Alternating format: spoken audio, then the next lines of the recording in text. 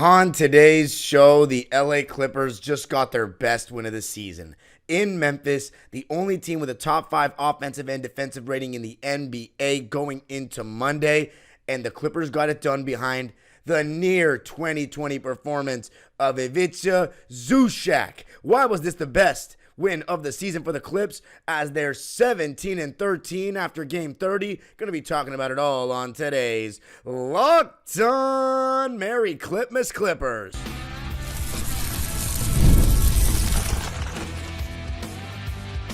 You are Locked On Clippers, your daily Los Angeles Clippers podcast, part of the Locked On Podcast Network, your team every day.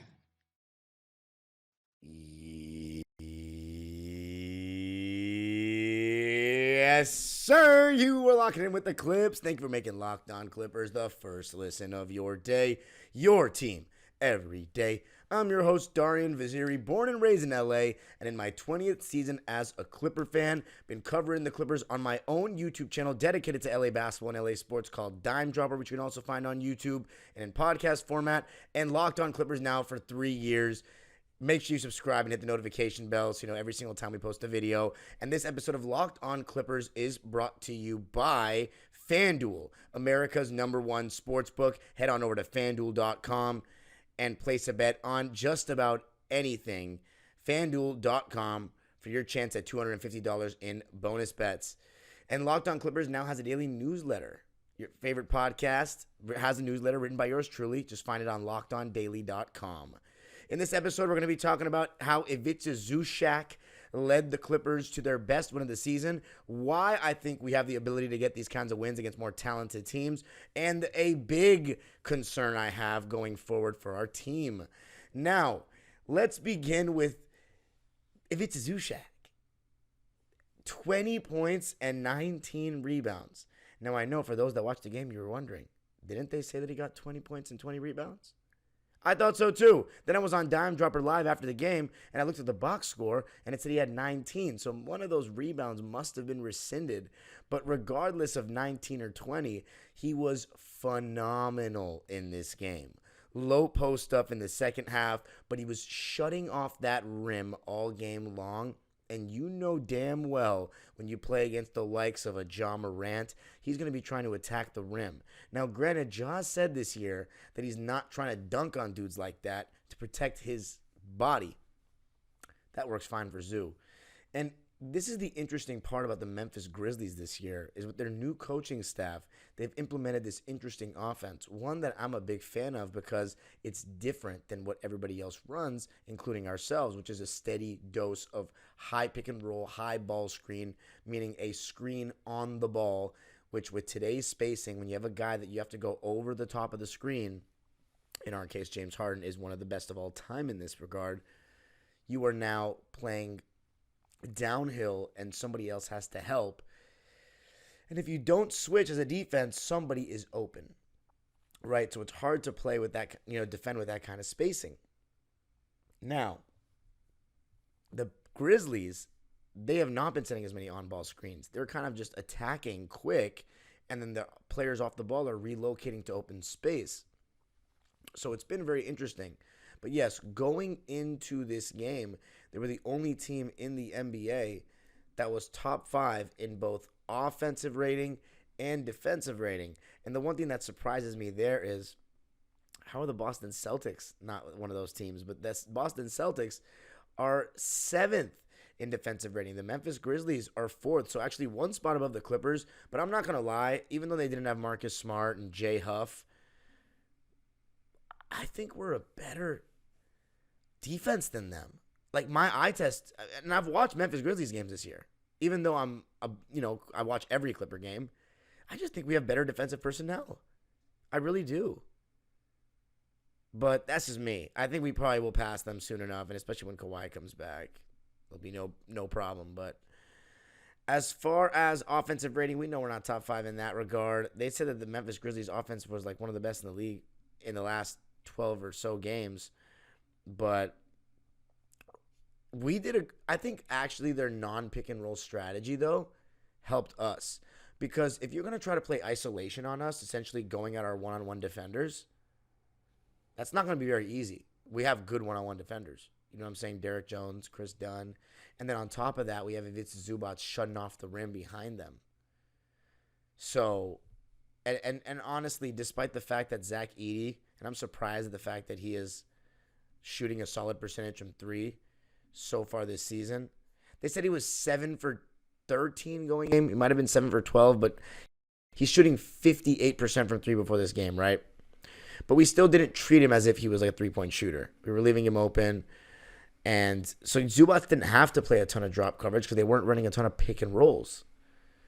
But I think that honestly played into our hands because we've really struggled with John Moran, the pick and roll, the last couple of years. But that's because sometimes he'll randomly have those games where he's making threes and then eventually you have to go over the top of the screens.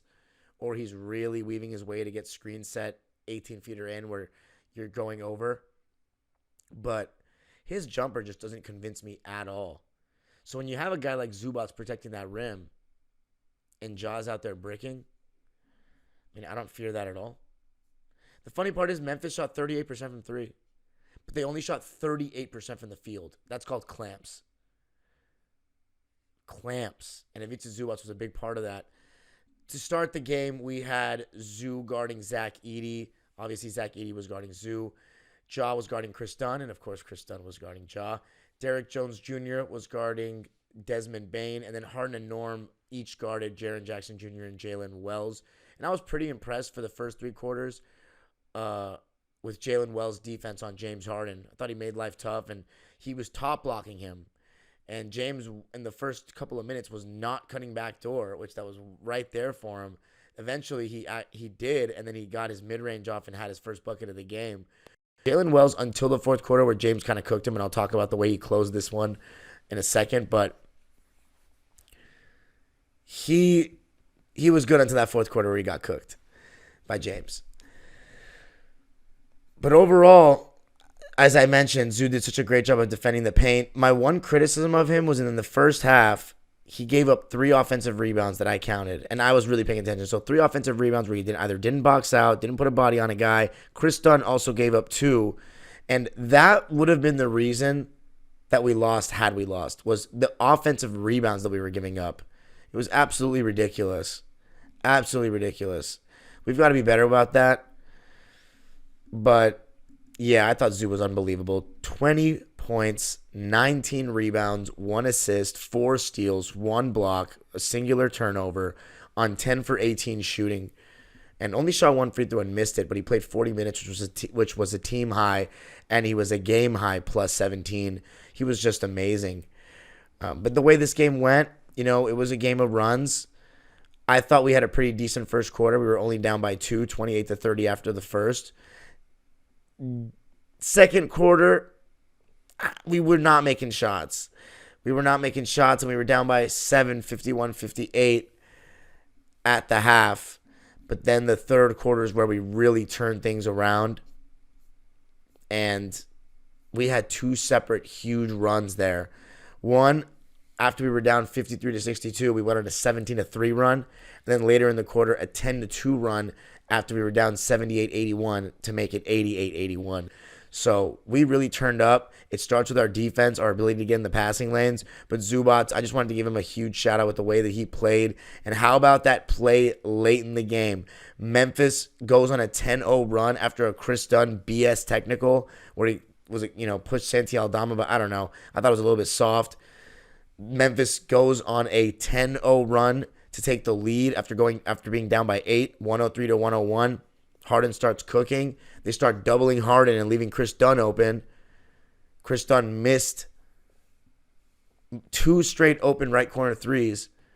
The next time we get the ball, we draw up a play, and this was genius from Ty Lue. All the people that think he's a trash coach, I would love to see you coach an NBA team. I would love to see you coach a high school team or AAU team, for real, because I coach at AAU. I coach in middle school.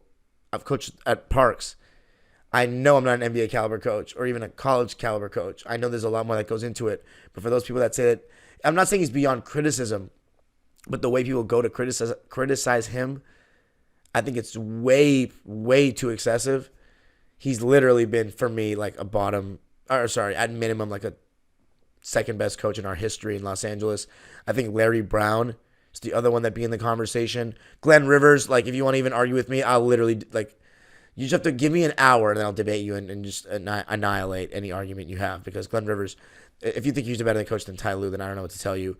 But Larry Brown, Mike Dunleavy did some great things, but I still remember the fire Dunleavy days. I remember those days when he was cussing at fans. I was at the games. I remember it. He cussed at a fan.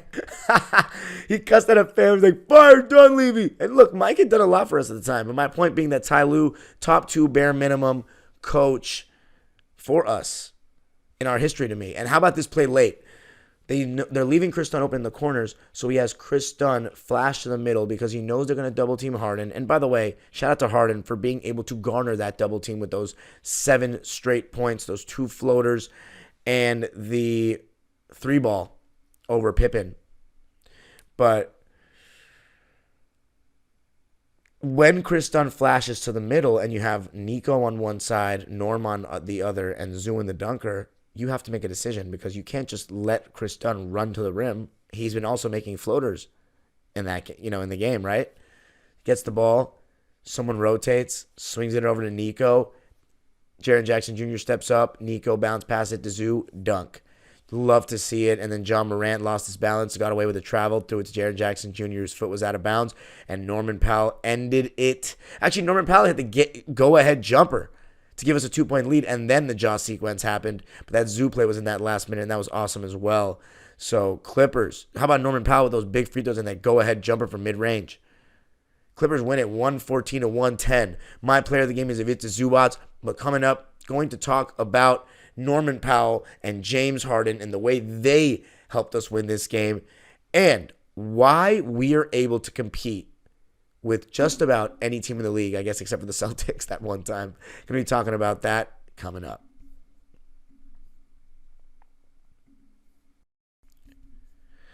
I got to tell you a little something about Robinhood. With Robinhood Gold, you don't need a silver spoon to eat up the financial favors of the 1%. Robinhood Gold allows others to get the rates and perks usually reserved for the high society. Now, the resourceful individual with Robinhood Gold can earn the very liberal rate of 4.25% APY on uninvested cash and be rewarded with a handsome 3% retirement boost on IRA account contributions. Robinhood Gold provides the privileges of a high net worth for any net worth. These generous benefits are now available for only $5 a month. The new gold standard is here with Robinhood Gold. Sign up at robinhood.com/gold. Terms apply. For product-specific disclosures, visit robinhood.com/gold. Investing involves risk. Rate may change. Gold membership is offered by Robinhood Gold, LLC.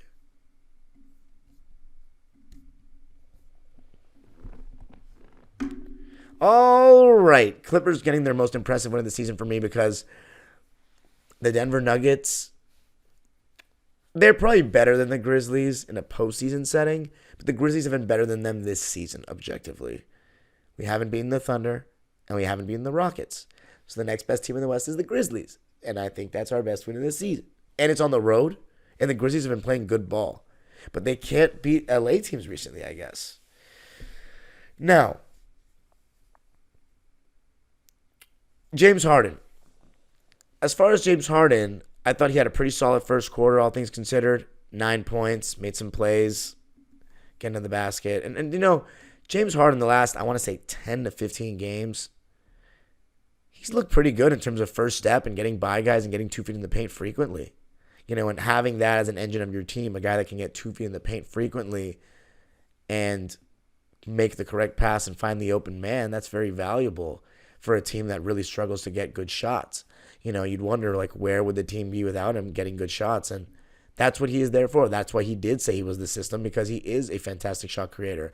When I was jobless right when I graduated college during the peak of COVID, and it was the 2021 season, peak of restrictions, I should say, where people are still don't know what they're doing yet. I was watching the Nets games, and KD and Kyrie missed a lot of time, and James Harden did a lot of what he was doing in Houston. Still, even then, was able to keep them afloat and just generate good shots for the team. And he's been doing that for us, and this game was no different. But I think his defense the last 5 or 6 games has been better as well. And it's been beyond just the moments of good hands. I think he's been pretty engaged and putting a solid effort in, and that's what it's all about. Norman Powell, he was very aggressive, which he's been all season long, but he was 1 for 5 to begin the game. Other than that, I mean, he made some pretty big shots. I talked about his big shot at the end of the game and the free throws that he made. If James Harden was able to hit a three, besides, I mean, he made a big one, the biggest one, honestly. But if James Harden was able to make a three, like make his good looks at threes in this game, we would have pulled away. He was 1 for 6 from deep. But he was 6 for 16 from the field, so 5 for 10 from 2. So he was hitting his mid-range. 8 for 10 from the foul line. Had a near triple-double. 21 points, 8 rebounds, 9 assists, 1 steal, 4 turnovers. And I have to say, free throws were a big reason we won this game. We actually shot the same amount of free throws as them, 26. They made 18. We made 21. And I mentioned this in my live.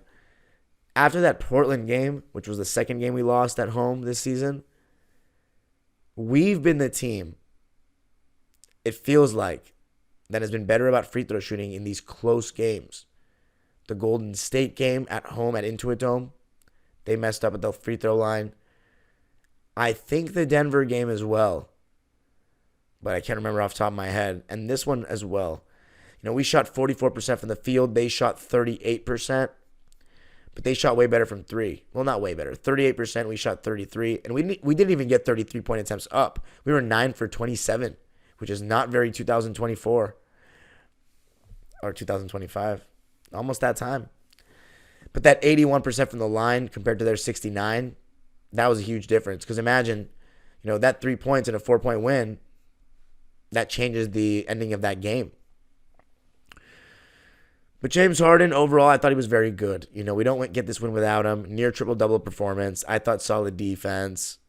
And James Harden, when he gets to the line 10 times or more, we are undefeated this season. Undefeated. I believe the number is 10-0. But I'll do a little double take on that. 3-0, 4-0, 5-0, 6-0, 7-0, 8-0, 9-0. Seems like 9-0, but we will take it. No, it is 10-0. All right, there you go. Norman Powell, he was very good in that third quarter.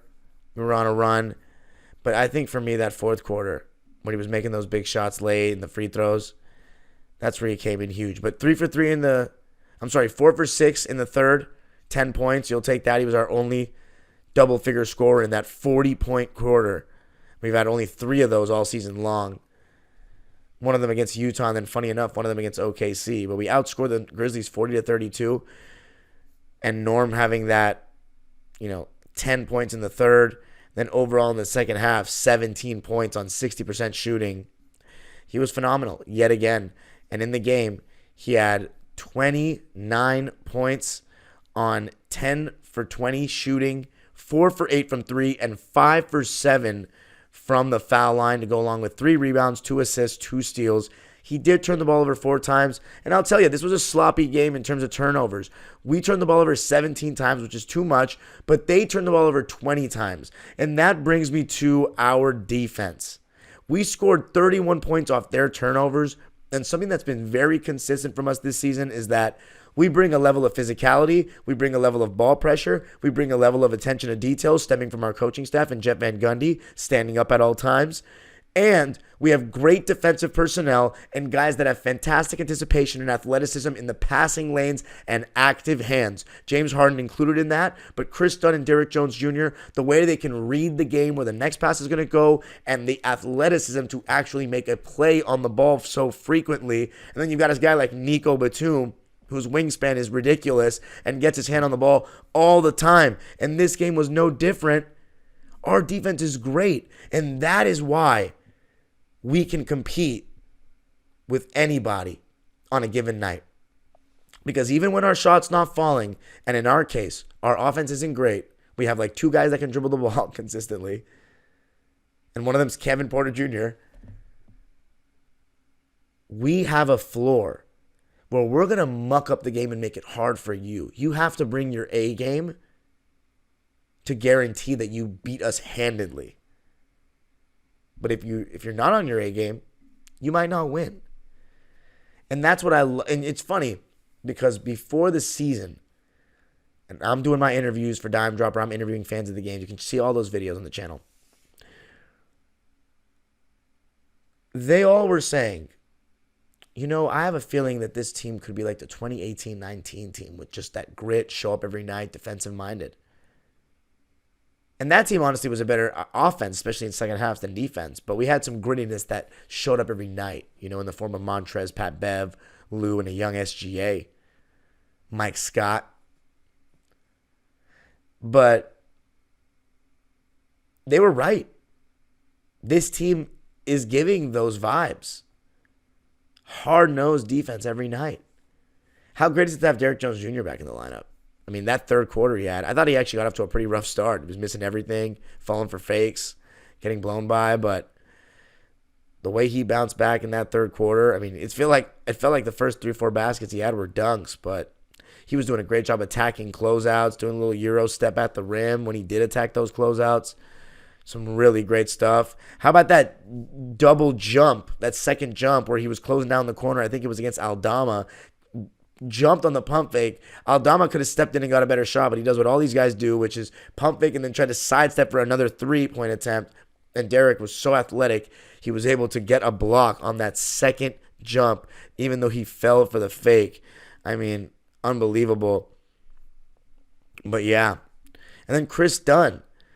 I mean, I thought his defense was fantastic off the ball. I thought he did a much better job of not gambling as much in the passing lanes and making it, a better judgment call on which steals he went for. Because I did call him out last game for gambling too much and selling out on those steals. But in addition to that, Chris was hitting threes. He hit a couple of floaters. He was part of that 10-2 run that made it 88-81 clips in that third quarter. And Derrick was one of the biggest reasons for that 17-3 run when it was 53-62 and we made it in a 70-65 game.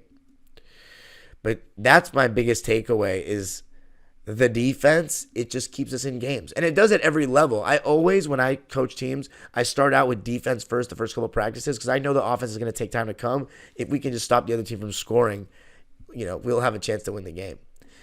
Clippers hold the Grizzlies to 38% shooting. When you look at Derrick Jones Jr., he's still on a minutes restriction. He played 22 minutes. He had 13 points, though, 2 rebounds, 2 steals, and a block on 5 for 11 shooting, 0 for 2 from 3, 3 for 3 from the foul line. It's going to be great to see him continue to get more minutes as he's healthier, but he was awesome. And then Chris Dunn, stat line just can't tell you the full story. 7 points, 4 rebounds, 2 assists, 3 steals, 1 turnover. And Derrick Jones Jr., by the way, the only rotation player that did not turn the ball over. Actually, the only player that didn't turn the ball over because we only went 9 deep. Chris Dunn, 3 for 9 from the field, 1 for 3 from 3. It doesn't sound too great, but all the other things he did, his defense was awesome. And then Nico, 6 points, 5 boards, 4 assists, 1 steal, 1 block. Did turn the ball over 2 times, but he made both of his shots, and of course, both of them were threes in 28 minutes. Very solid performance. Defense wins chips. I don't know if it's going to be a chip for the Clippers, but guess what? We play D, and that helps us be 17-13 through 30. But coming up, one of the biggest things that we need to probably address at the trade deadline. Going to be talking about that coming up.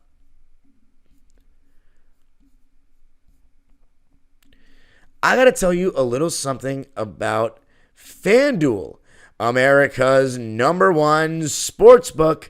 The NFL playoffs are almost here, but it's not too late to get in on the regular season action with FanDuel because right now new customers can finish the season strong with $250 in bonus bets if your first $5 bet wins. And right now, if you go to FanDuel, Kansas City, Pittsburgh on Christmas, Kansas City -2.5, Baltimore -5.5 for their game at Houston on Wednesday. So FanDuel is the place to be. As far as the Super Bowl, The Detroit Lions have the best odds right now. They're plus 390. How crazy would that be? Are we sleeping on my Rams, though? We're starting to get into the mix. Right now, we're top 10 on the odds. We're actually 8th place. We'll take that. Where can you go to do all this? FanDuel. Just visit FanDuel.com to join today. That's FanDuel.com for your chance at $250 in bonus bets. Make every moment more with FanDuel, an official sportsbook partner of the NFL.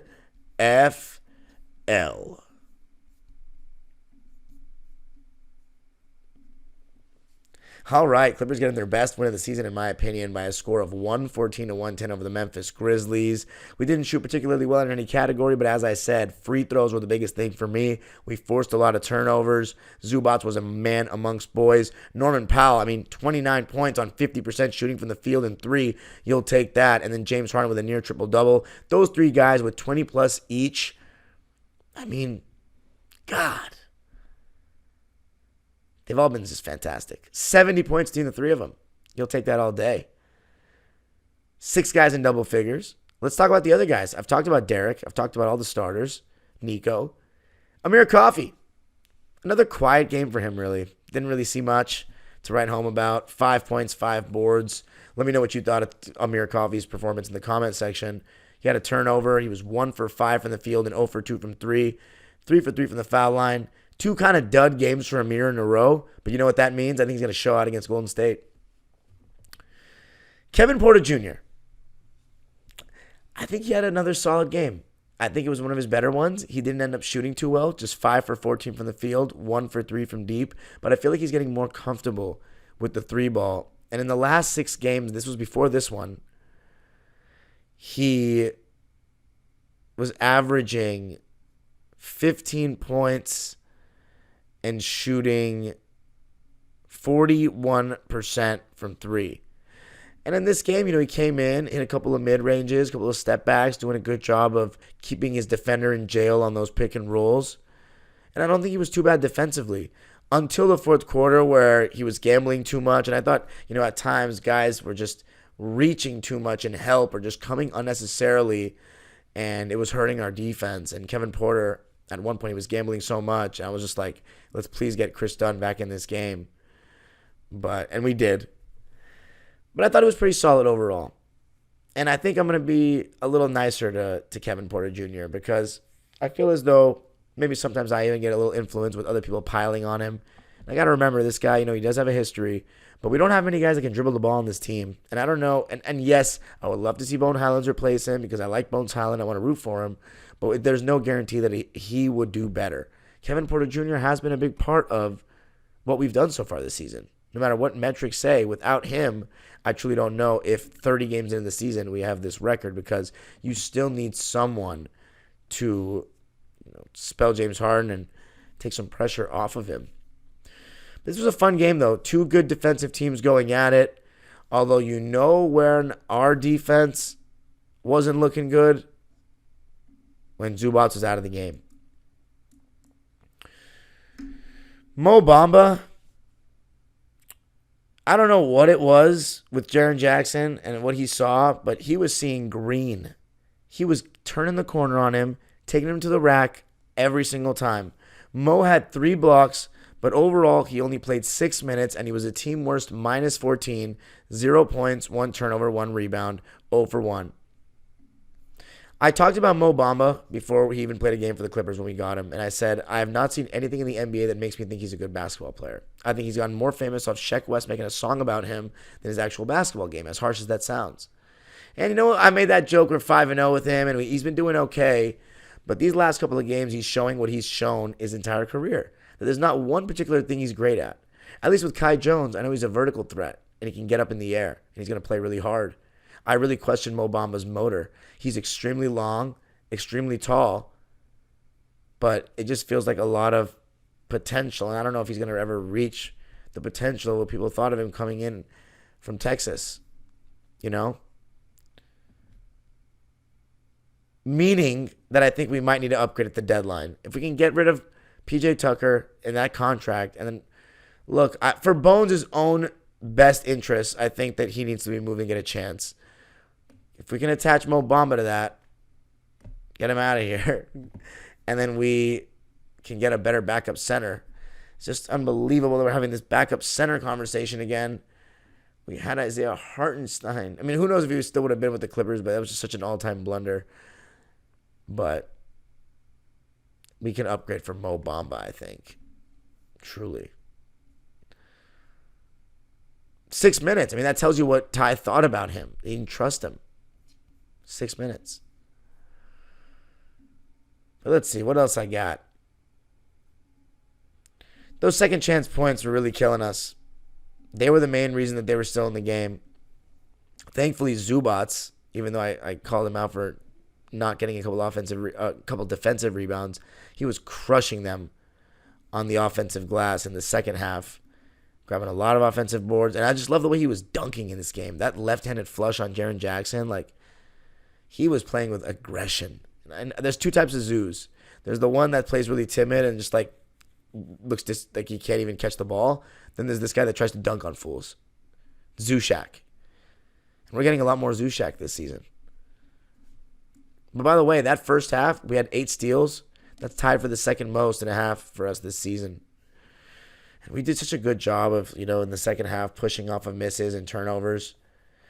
But, yeah, great win. Great win. Oh, brother. 6 straight double-double for Zoo. 12 double-doubles in the last 15 games. And James Harden, I mean, the way he closed the game, that was virtuoso. That was I'm the man stuff. So 114-110 is the final. Clippers outscore the Grizzlies 40-32 in the third and 23-20 in the fourth to win it and go 17-13. We're now 7-7 on the road. We went 2-1 on this road trip against two of the best teams in the West. You gotta love that. Shout out to James Harden, Ivica Zubac, and Norman Powell for really leading the way. But Chris Dunn, all defensive team, whether it's first or second, I think he belongs on one. And Ty Lue and the coaching staff have been amazing. Kevin Porter Jr. was really good in these games. Shout out to everybody, all the guys. Great to have Derrick Jones Jr. back. This team through 30 games is doing something special. And by the way, Kawhi Leonard was ruled out for the game against the Warriors, unfortunately, but I'll do an episode talking about that and maybe more about the game against the Warriors. But how about 30 games in, we're looking like the real deal. And let me just say also, hope everybody has a wonderful Christmas Eve, wonderful Christmas. They're playing hard for us, and that's all you could ask for through 30 games. But Clippers ain't playing on Christmas right now, but it's okay. We move in silence. You can follow me on Twitter and Instagram at DimeDropperPod. Subscribe to my own YouTube channel, Dime Dropper, where I went live after the game to give my raw reaction. And Locked On Clippers is free and available wherever you get your podcasts, including YouTube. Let me know what you guys thought of the game in the comments. And Locked On Clippers now is a newsletter. It would really help me if you signed up. I write it every day. LockedOnDaily.com. Start your day with the all-new, free Locked On Clippers newsletter. The age-old proverb continues. Go Clippers, Merry Clipmas.